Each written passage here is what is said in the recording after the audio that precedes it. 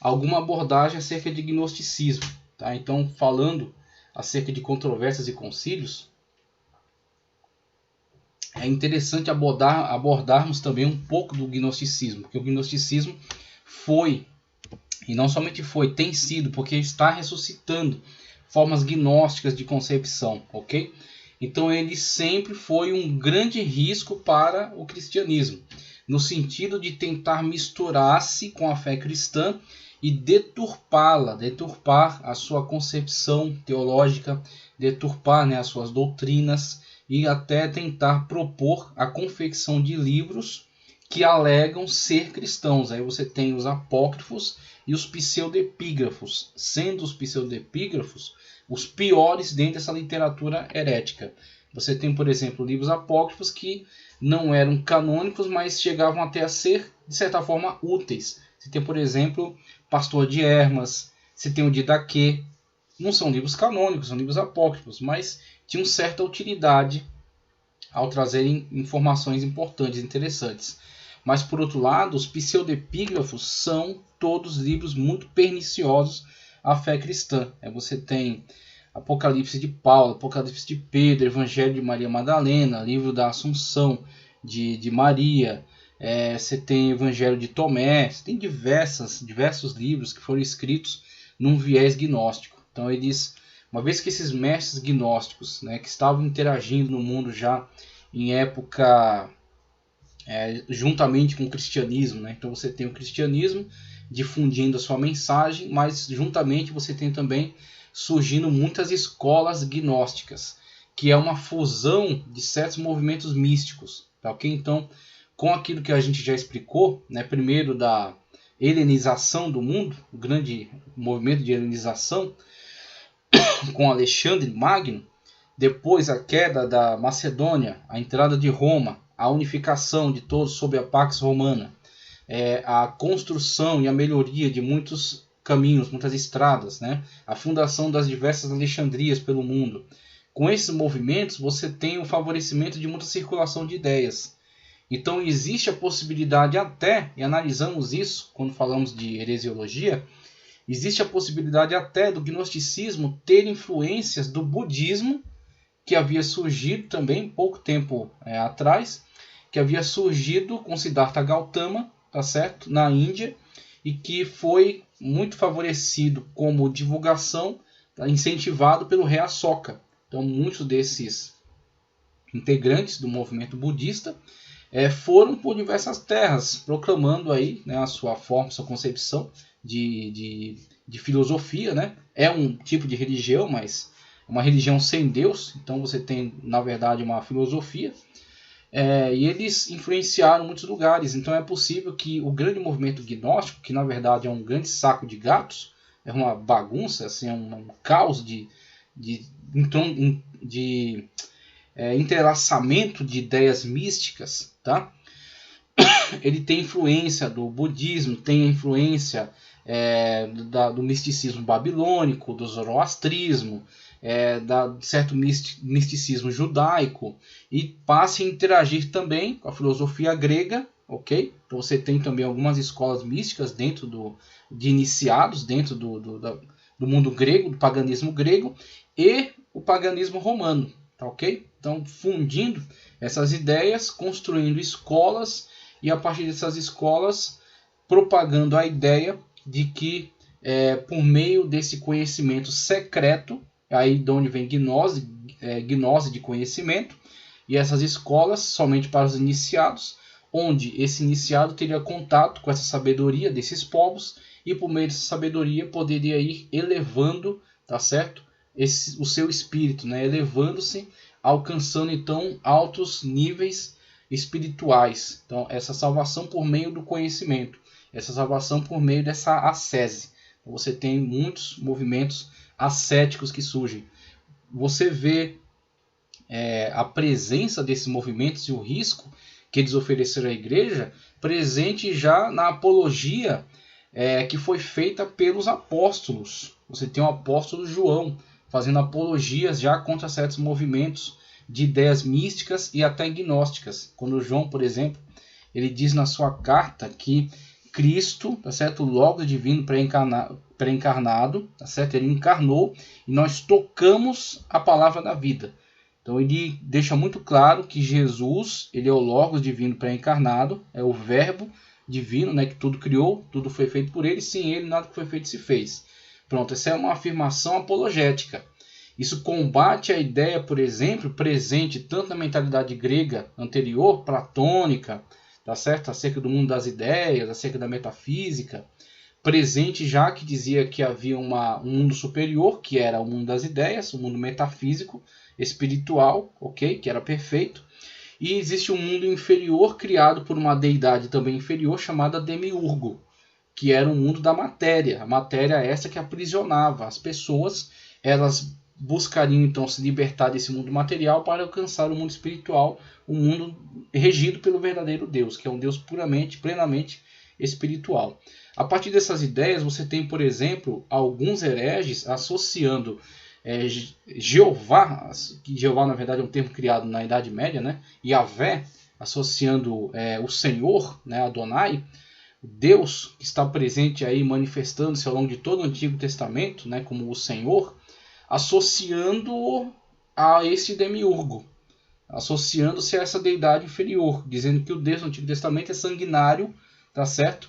E é um Deus inferior. Então, com isso, você tem, por exemplo, o marcionismo rejeitando o Antigo Testamento, associando o Deus que se manifesta no Antigo Testamento a esse demiurgo e associando Jesus a uma emanação advinda de um Deus superior, de um Deus puramente, plenamente espiritual. Aí Jesus seria uma espécie de Aion.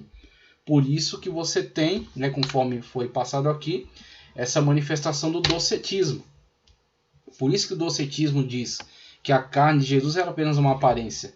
Porque é isso que eles estão querendo expressar. Que Jesus, na verdade, é uma emanação, tá? Ele não é um Deus propriamente dito, mas ele é como que uma parte desse Deus espiritual que habita num lugar distante e apenas puramente espiritual. Então, quando você tem, por exemplo, Paulo pregando no Areópago, enquanto ele está argumentando, as pessoas estão ali dando atenção, eles estão ouvindo, mas quando ele toca na questão da ressurreição em carne, aí imediatamente interrompem a fala dele. Acerca disso te ouviremos depois. Eles não estão interessados. Por quê? Já estavam permeados dessa ideia tanto do platonismo, tá certo? De o mundo dos espíritos, o mundo das ideias superior e o mundo da matéria inferior, tá certo? Então já estavam com essas ideias e também com as ideias gnósticas que já começavam a circular acerca esse conhecimento secreto que promove a ascese, a libertação do mundo material e a ascese para o mundo espiritual, tá ok? Então você tem essas ideias que produziram os textos pseudepígrafos, estão carregados de ideias gnósticas e tentaram invadir a igreja, foram combatidos já por João. João, por exemplo, diz, aquele que não confessa que Jesus veio em carne é anticristo. Já parou para pensar por que ele é tão enérgico nessa defesa? Ele diz que é anticristo, aquele que não confessa que Jesus veio em carne. Por quê? Exatamente por causa dessas ideias que já estavam circulando, que Jesus não veio em carne, porque a carne é inerentemente má, porque foi criada pelo demiurgo. É esse tipo de ideia que ele está combatendo, tá certo? Então esse tipo de heresia, ela ofereceu um risco absurdo para a doutrina cristã, de adentrar e contaminar a concepção cristã acerca da criação. Por isso, novamente, a afirmação que ele é o verbo por meio de qual tudo foi feito e sem ele nada do que foi feito se fez. Porque ele está concentrando toda a criação em Cristo Jesus e sendo ele Deus, ok? Sendo ele a segunda pessoa da Trindade, né? O verbo divino pré-encarnado, aquele que veio em carne e andou entre nós, como ele afirmou de forma bem objetiva, né? Bem clara para não restar dúvida. Você tem Paulo também na carta de Colossenses criticando aqueles que deixam levar por vãs genealogias, culto aos anjos, pretensa humildade, porque essas pessoas demonstravam muitas das vezes isso, uma certa um temperamento pacífico, uma coisa um tanto transcendental, uma coisa um tanto mística. Então eles, com esse comportamento e com esses supostos conhecimentos secretos que eles se julgavam detentores, e que ofertavam para aqueles que quisessem ter um crescimento pessoal, uma ascese, né, eles conseguiam ganhar muitos adeptos. E Paulo critica duramente isso, aconselhando aqueles que estão à frente da igreja de Colossos de combater firmemente contra essas ideias, né, acerca desse guarda de dias especiais, culto aos anjos, essa pretensa humildade, né, esses conhecimentos secretos. Então, tudo isso é combatido duramente por Paulo. Não quis saber outra coisa entre vós, a não ser Cristo e esse crucificado. Então, os apóstolos são muito diretos nesta abordagem, no sentido de ser Cristo, criador de todas as coisas, ser ele sim Deus, ok? E ele ter vindo sim em carne. Isso tudo é afirmado com muita clareza para combater, tá certo? Para eliminar totalmente essas ideias que estavam tentando entrar no cristianismo.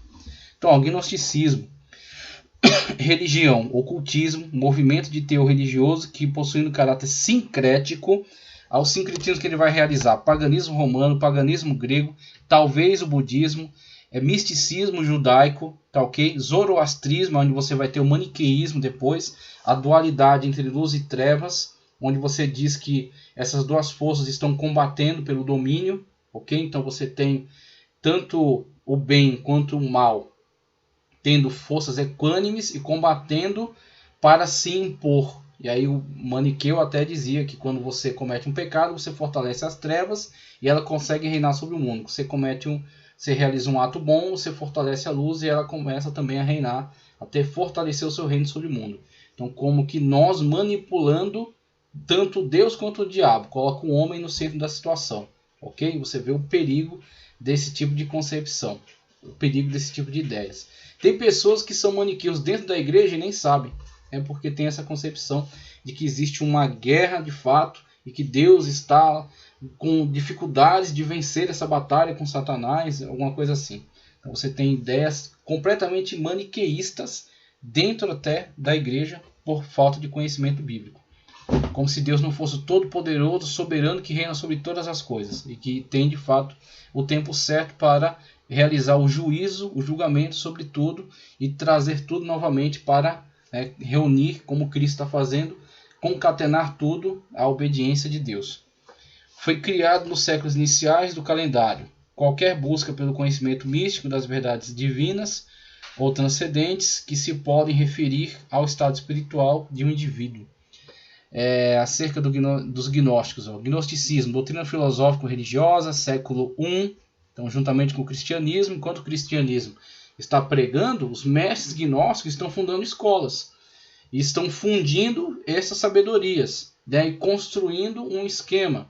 Esse esquema através do qual a pessoa vai se filiar àquela escola como iniciado, vai pagar para esse mestre, e esse mestre vai comunicando esses saberes, e essa pessoa, quanto mais vai adquirindo esses saberes, vai crescendo nesse nível espiritual. E aí eles dizem que eles vão se salvar por meio desse conhecimento.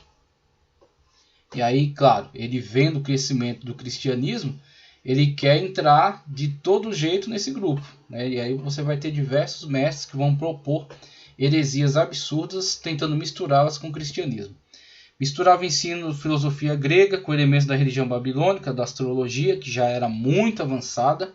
Okay? Então não havia astronomia na época, havia assim astrologia. Então havia de fato um estudo de mapas astrais, mas muito misturado com a religião pagã, muito misturado com as concepções místicas, ocultistas, presentes na Babilônia, tá certo? Herdada desde os caldeus, que foram de fato um grupo reconhecidamente forte dentro disso, dentro desse aspecto místico no mundo antigo.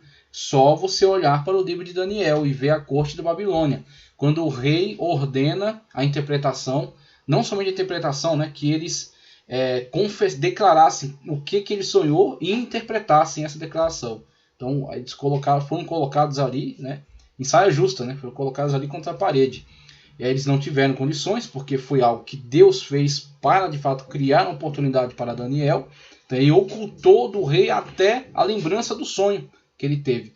Aí, o que foram chamados? Os caldeus, os adivinhadores, os astrólogos, são categorias. Tá, ok? Então você tem os astrólogos vão ler os mapas astrais, né? Os caldeus vão ser conselheiros do rei a partir do conhecimento antigo. Então se você pegar as tábuas cuneiformes encontradas dos sumérios, você vai ter as listas intermináveis de reis, tá certo? E um conhecimento muito antigo. Então eram como conselheiros de elite, que tinham um conhecimento muito antigo. Então conhecimentos vastos, né, em relação a diversas áreas. Então você vai ter essa astrologia, legalismo judaico, e aí não somente o legalismo, mas você vai ter uma outra interpretação, como por exemplo, um saduceu não se deixa levar por essas coisas, porque ele tinha uma visão bastante pragmática da Sagrada Escritura. Então ele não se importava com essas questões espirituais e místicas, né? Ele se importava mais com as questões literalistas. Então a lei, o que ela determina, tal, ela não se importava com anjos, nem com o mundo espiritual, nem com vida eterna. Não criam nisso. Mas quando você puxa a questão mais para tanto os fariseus quanto os escribas, que lidam de uma outra forma e têm uma crença mais aberta, né, para outras concepções, e principalmente quando você olha para Filon de Alexandria, que aí começa a interagir com o mundo grego e se apaixona pelo mundo grego e tenta justificar, né, toda essa filosofia grega a partir dos textos do Antigo Testamento, aí você vai ter a válvula de contato, né? Você vai ter aí o braço que vai estender, né, com um contato com este mundo místico, né? Você vai ter essa tentativa de associação, de releitura dos textos bíblicos a partir desta nova concepção mística, tá? Então, judaísmo, dualismo persa, que eu falei, tá certo? Que é oriundo aí da visão zoroastrista, né? Que vai depois, na continuidade, dar origem aí ao maniqueísmo. E doutrinas cristãs, né, que estão sendo desvirtuadas, né? Doutrinas cristãs que estão sendo deturpadas, né? Transformando-as em heresias. Defendiam que Deus era um ser inacessível e que ele havia emanado uma série de 30 espíritos angélicos denominados Aions. O demiurgo, que é o Deus inferior, criador do mundo material, inerentemente mal, tá certo? Uma cadeia para a alma. Um Deus menor teria criado o mundo e suas criaturas imperfeitas. Existia um mundo perfeito habitado por milhares de almas pré-existentes, que ao cair na terra ficavam cativas no corpo, um lugar impuro. Aí você tem corpo, a concepção do corpo como prisão da alma, tá certo? E a ideia de que você precisa se libertar. E aí você vai ter algumas propostas: libertar-se do corpo, como? Degradando-o em prazeres e vícios, até ele se destruir e você ser liberto. E a outra é castigando-o por meio de uma ascese. Aí você vai ter aqueles que não comem, não bebem, não se casam, apenas o mínimo possível para castigar esse corpo e assim libertar a alma. Então você vai ter essas vias aí de comunicação, né? Então o evangélico vai combater contra tudo isso aí. Então o primeiro combate do evangelho é contra o gnosticismo. Não é nem arianismo. Arianismo vai surgir depois, uma questão cristológica e tal. O primeiro combate, os combates duros, terríveis, que enfrentaram um inimigo que poderia estragar a estrutura doutrinária da igreja por dentro, eram os gnósticos. Existiram inúmeros grupos gnósticos com variadas ideias próprias. Saturnino, Basílides e Marcião são os principais nomes do gnosticismo dos primeiros séculos. O cânon do Novo Testamento, formado por Marcião, forçou a igreja a discutir esse assunto, onde foi descoberta depois a chamada lista muratoriana, descoberto por Ludovico Muratori, muito depois, 1700 e tanto aí, numa biblioteca antiga, e aí analisando o documento, viram que ele pertencia ao século 2 ou 3 da era cristã, e nele estava uma lista dos livros canônicos. E aí quando você olha para um escrito desse, você vê por que esse interesse, né? De elaborar uma lista de quais são os livros canônicos. Porque estavam surgindo muitos escritos apócrifos e pseudepígrafos. Inclusive Marcião, ele fez um trabalho redacional, ele tentou livrar... Primeiro, o Antigo Testamento jogou todo no lixo, porque pertencia, na concepção dele, a esse demiurgo que era o Deus do Antigo Testamento. E depois fez uma varredura no Novo Testamento, tirando tudo que fosse elemento judaico, que para ele também estava condenado. Ficando principalmente com Paulo e Lucas. Fazendo seu evangelho a partir disso, apresentando para a igreja em Roma, sendo recusado e condenado. Tá, ok? Então temos aí o marcionismo sendo condenado. O cânon do Novo Testamento, formado por Marcião, forçou a igreja a discutir esse assunto. Então você tem muito desse movimento na igreja. Eu já expliquei até isso nas aulas de introdução ao Novo Testamento. Que não é estranho nós vermos a igreja, num primeiro momento, não se preocupar com essas sintetizações doutrinárias, dogmáticas. Por quê? Porque o propósito principal da igreja é glorificar ao Senhor Jesus Cristo, adorá-lo, servi-lo e proclamar o evangelho a toda criatura. Esse é o principal propósito. Agora, quando nesse ato de propagação do evangelho começam a surgir as distorções, é necessário dar a resposta. É onde vão surgir os grandes doutores da fé, desde os primeiros pais, tá certo? Desde a primeira patrística até os dias atuais, onde você tem grandes representantes aí. Você tem aí Luiz Saião, você tem Augusto Nicodemos, você tem Paulo Romero, você tem Antônio Gilberto, né, que partiu para o Senhor. Você tem grandes nomes aí da Assembleia de Deus, por exemplo. Você tem também grandes nomes aí da Batista, de tantas outras denominações que estão empenhados, César Cavalcante, né? Estão empenhados aí na afirmação da doutrina bíblica, tá certo? Na defesa da verdade bíblica. E aí sempre houve esse movimento no qual a fé é atacada e então surge a necessidade de uma resposta. Então esse é um movimento natural. Houve a ênfase no ofício do bispo como centro da unidade contra a heresia. Isso aí eu ia explicar em determinado momento, foi interessante citar agora, porque em algum momento para a igreja foi uma grande cartada a alegação da sucessão de bispos. Então em algum momento a igreja utilizou desse subterfúgio, utilizou-se desse argumento. Esse argumento foi importante em determinado momento. Agora, claro, ele deu vazão depois a um engrandecimento da Igreja Apostólica Romana, tá certo? Então eles utilizaram disso em benefício próprio depois. Mas em um momento foi importante, porque os mestres gnósticos, como a gente vê, século I da era cristã, então muitos deles estavam afirmando que eles tinham uma revelação especial da parte de Deus, tá? Que eles tinham uma revelação direta de Deus. E aí, em contrapartida a isso, né, em contra-argumentação, muitos dos bispos de Roma alegaram que esta afirmação era uma falácia e que a autoridade estava, na verdade, com eles, porque eles tinham uma transmissão que poderia remontar aos apóstolos, que poderia regredir até os apóstolos numa linha contínua. Então eles diziam, olha, o apóstolo Paulo, o apóstolo Pedro, o apóstolo João passou para Inácio, que passou para tal, até chegar no bispo da atualidade. Então uma linha contínua de nós até os apóstolos. E assim nós somos detentores do ensino verdadeiro transmitido pelos apóstolos. Então a partir dessa linha contínua e a partir do testemunho das igrejas nas quais os apóstolos verdadeiramente trabalharam, onde eles afirmavam de fato, aqui trabalhou o apóstolo João, depois trabalhou esses discípulos, depois aqueles da próxima geração. Então você tinha aí a afirmação da autoridade. A autoridade apostólica, a autoridade da linha de sucessão. Então isso foi importante para calar a boca dos mestres gnósticos nesse determinado momento. Mas depois também foi utilizado por Roma em benefício próprio, né, para afirmar sua supremacia sobre todas as demais. Principalmente com a queda da Sé de Alexandria, da Sé de Jerusalém e da Sé antioquena. E a de Constantinopla não tinha essa autoridade, não poderia remontar historicamente aos apóstolos, porque era criada posteriormente por Constantino. Aí Roma pôde fazer essa alegação. Então eles usaram em benefício próprio depois, né? Gnosticismo, veja. Ó. Os gnósticos formularam 3 conceitos diferentes. Negavam a realidade do corpo humano de Cristo. Então esse é um ponto. Para eles, Jesus apenas se parecia com um homem, docetismo. Afirmavam que Cristo tinha um corpo real, mas negavam que fosse material. Dualista, pela qual Cristo teria entrado em Jesus. Há a diferença entre Cristo e Jesus. Você tem aí, vamos colocar assim, você tem um elemento, tá certo, que se incorpora de outro, tá ok? Mas não existe essa união. Então eles rejeitam totalmente a possibilidade do Jesus humano, aquilo que será investigado depois com o Jesus histórico, né?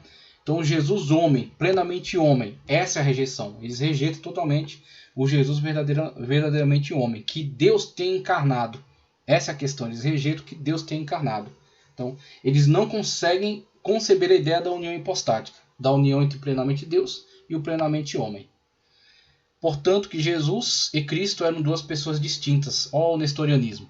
Aí onde entra o erro de Nestório, separar. Então, uns pegaram e disseram, não, o elemento divino tomou totalmente, tá certo, o humano. E aí o humano foi obliterado, foi negado, foi destruído. Outro diz, não, os dois mantiveram uma certa separação, trabalharam juntos, mas totalmente distintos. Não formaram uma pessoa. Jesus não era uma pessoa integral. E aí tem outro problema, né? Outra negativa da verdade bíblica. A Bíblia condenou-os. Você tem segunda carta de João, capítulo 1, versículo 7, que ele veio verdadeiramente em carne, e aquele que nega isso é anticristo. Porque já muitos enganadores entraram no mundo, os quais não confessam que Jesus veio em carne, este tal enganador e o anticristo. Esse conteúdo aqui é da Departamento Teológico, Assembleia de Deus, de Caçapava, São Paulo, curso básico, muito bom, hein? Material muito bom. As heresias que surgiram na época e que foram sendo combatidas, a gente vai ver cada uma delas. Ebionistas, docetistas, arianos, nestorianos, apolinaristas e eutiquianos. Com relação aos ebionitas, eram judaizantes, segundo século, onde eles estavam presentes, negava a genuína divindade de Cristo. Cristo recebeu o Espírito após o batismo, ele não foi pré-existente. Então você tem o Jesus humano, nasceu filho de José e Maria. E aí no batismo veio um elemento divino que pousou sobre ele. Então você tem a partir dali apenas como um profeta do Antigo Testamento no qual o Espírito repousava, né? Então essa mesma concepção. Sem condenação oficial, não teve um concílio contra eles, eles ficaram espalhados aí. Dizem que existe até hoje os movimentos ebionistas. Somente um Cristo divino é digno de adoração. Então não poderia, o Jesus humano não poderia receber adoração se ele não fosse de fato Deus, né? Não fosse de fato pré-encarnado. Então você tem a situação na qual aquele Jesus que foi formado no ventre de Maria, ele tá certo? Completamente forma uma pessoa com o Jesus, forma uma pessoa com o Verbo divino pré-encarnado. Ok? Então é o chamado união hipostática. Eles estão de fato constituindo uma pessoa. Estão de fato constituindo uma pessoa. Mesmo sendo plenamente Deus e plenamente homem, eles são uma pessoa. Então quando Jesus recebe a adoração como homem, ele está ali também como Deus. Por quê? Porque ele é plenamente Deus e plenamente homem. Este é o mistério da união hipostática. Então, obviamente, ele não é explicado em A mais B. Por quê? Porque nós não podemos compreender toda a magnitude e grandiosidade da natureza divina. Mas ele é apresentado pelas Sagradas Escrituras e é crido. Ele é um mistério divino. Tá certo? Da união do Deus e homem. Plenamente Deus e plenamente homem. Irineu, Hipólito, Orígenes, da escola de Alexandria, e Eusébio defenderam então a ortodoxia bíblica. Outros, docetistas, defensores do docetismo. Deixa eu ler aqui. Judeus cristãos criam que Jesus foi homem, que havendo cumprido plenamente a vontade de Deus, tornou-se o Messias. Para eles, a lei estava em vigor e a salvação dependia exclusivamente de sua observância. Você tem esse elemento judaico presente na igreja, né? Então, docetistas, Basilides, Valentino, Patripacianos e Sabelianos. Então, cada um dando um certo aspecto, né? Abordando um certo aspecto aí essa doutrina docetista, né? Voltado aí para determinado aspecto, ou em relação à Trindade, ou em relação a Jesus como Deus e homem. Então, abordando esses diferentes pontos, né? Final do primeiro século, bastante recente, né? Final do primeiro século.